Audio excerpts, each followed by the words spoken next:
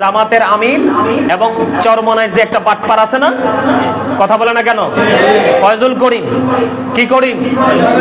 কয়দিন আগেও কিন্তু জামাতকে নিয়ে যা ইচ্ছা তা বলেছে, বলছে কিনা? জামাতের কাছে ইসলাম নাই, জামাত বেআমল, জামাত বেয়াদব, মানে কত ধরনের বক্তব্য যে সে দিছে না। এখন আবার দুনিয়ার জন্য, স্বার্থের জন্য, ক্ষমতার জন্য জামাতকে আবার বুকে জড়িয়ে নিল। সাংবাদিক প্রশ্ন করলো, আপনি তো ইতিপূর্বে এই কথাগুলো বলেছেন।